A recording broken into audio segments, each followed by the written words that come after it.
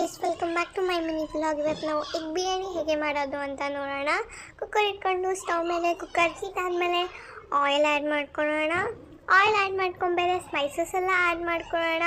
Spices ಎಲ್ಲ ಚೆನ್ನಾಗಿ fry ಆದಮೇಲೆ ಆನಿಯನ್ ಮತ್ತು ಪುದೀನ ಕೊತ್ತಂಬರಿ ಎಲ್ಲ ಆ್ಯಡ್ ಮಾಡ್ಕೊಳ್ಳೋಣ. ಎಲ್ಲ ಚೆನ್ನಾಗಿ ಫ್ರೈ ಮಾಡ್ಕೊಳ್ಳೋಣ. ನಾವು ಎಲ್ಲ ಚೆನ್ನಾಗಿ ಫ್ರೈ ಆದಮೇಲೆ ಮಿಕ್ಸ್ ಮಾಡ್ಕೊಳ್ಳೋಣ ಗೈಸ್. ನಾವು ಶುಂಠಿ ಬೆಳ್ಳುಳ್ಳಿ ಪೇಸ್ಟ್ನ ಆ್ಯಡ್ ಮಾಡ್ಕೊಳ್ಳೋಣ. ಆವಾಗ ಶುಂಠಿ ಬೆಳ್ಳುಳ್ಳಿ ಪೇಸ್ಟು ಗ್ರೈಂಡ್ ಮಾಡಿ ನಾನು ಇಟ್ಕೊಂಡಿದ್ದೆ. ಶುಂಠಿ ಬೆಳ್ಳುಳ್ಳಿ ಪೇಸ್ಟ್ ಹಸಿ ವಾಸನೆ ಹೋಗೋವರೆಗೂ ಚೆನ್ನಾಗಿ ಫ್ರೈ ಮಾಡ್ಕೊಳ್ಳೋಣ. ನಾವು ಟೊಮೆಟೊ ಆ್ಯಡ್ ಮಾಡ್ಕೊಳ್ಳೋಣ. ಟೊಮೆಟೊನು ಚೆನ್ನಾಗಿ ಫ್ರೈ ಮಾಡ್ಕೊಳ್ಳೋಣ. ಉಪ್ಪು, ಖಾರ ಮತ್ತು ಧನಿಯಾ ಪುಡಿ ಮತ್ತು ಬಿರಿಯಾನಿ ಮಸಾಲ ಆ್ಯಡ್ ಮಾಡ್ಕೊಳ್ಳೋಣ ಗೈಸ್.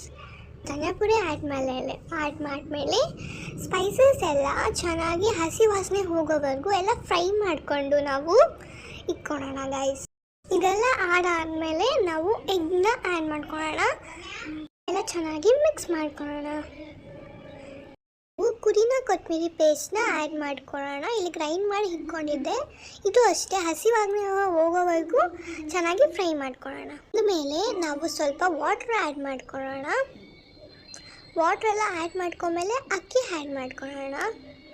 ವಾಟ್ರು ಫಸ್ಟು ಕುದಿ ಬರಬೇಕು. ಕುದಿ ಎಲ್ಲ ಚೆನ್ನಾಗಿ ಬಂದಮೇಲೆ ಅಕ್ಕಿ ಆ್ಯಡ್ ಮಾಡ್ಕೊಳ್ಳೋಣ.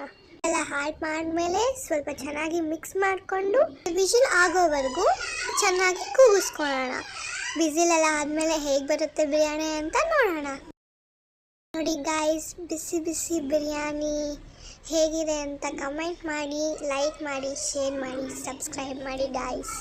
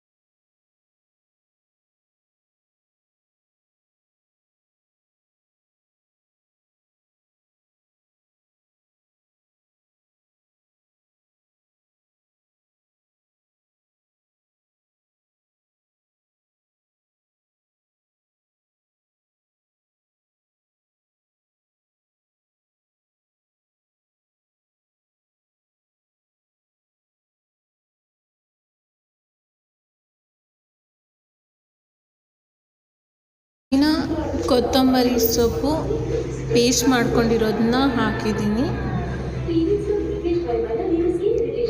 ಅದನ್ನು